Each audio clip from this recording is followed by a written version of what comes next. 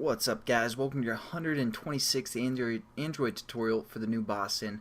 What we're going to do in this tutorial, I'm basically going to talk about these two classes, or these two methods, and also set up our accelerometer. So we have two methods that get implemented when we implement the sensor event listener. The on accuracy changed and also the on sensor changed. Now, for example, we're just going to have our ball move around on the screen when our sensor changes. So we're basically going to only work with this on sensor changed. This gets called when we have a new sensor event. When our accelerometer changes directions or whatever, it's going to call this method. This accuracy change, that's just going to kind of test the accuracy of the changed event for the most part. We aren't really going to deal with that, like I said. But now what we need to do is we need to set up our sensor manager. Basically, we're going to check if the device has a accelerometer.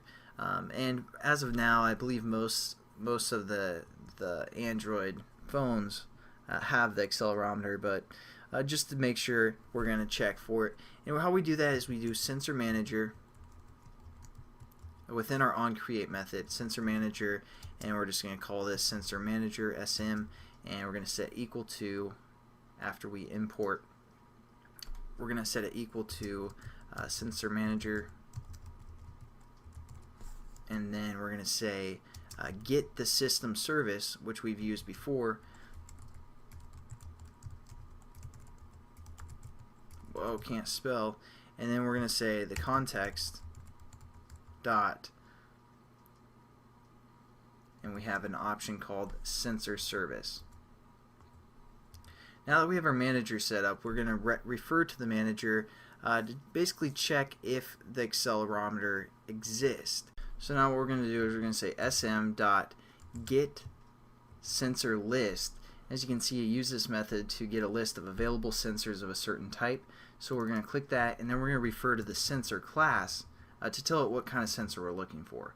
So we say dot, and then we have these options, type accelerometer, light, pressure, temperature, all different types of sensors that might be available.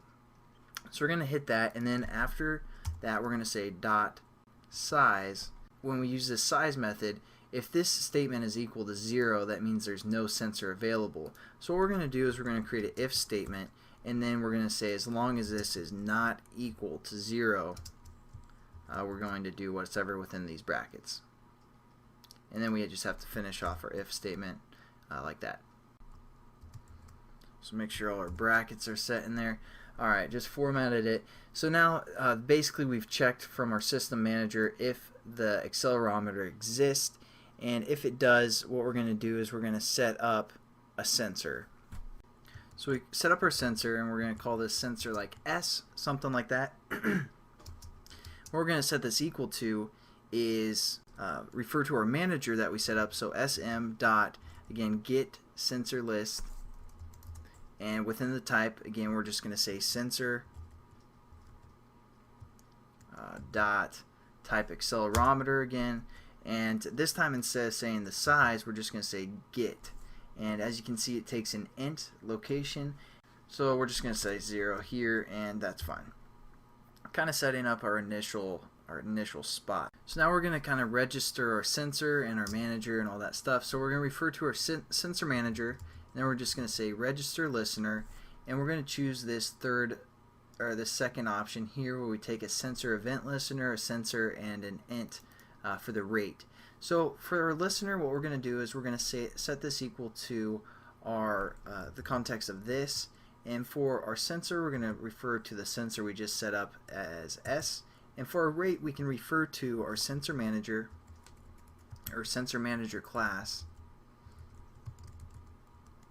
and we can pull different rates that is going to update our sensor, because sometimes we don't want to update as fast as possible, and you know, they have different rates of how quickly your sensor is going to try and update or process the information.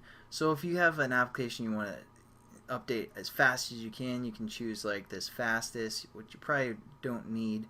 We're just going to choose sensor delay normal, you know, because this application is going to be somewhat normal, and then we're just going to hit finish, And we are pretty much done with this tutorial, guys.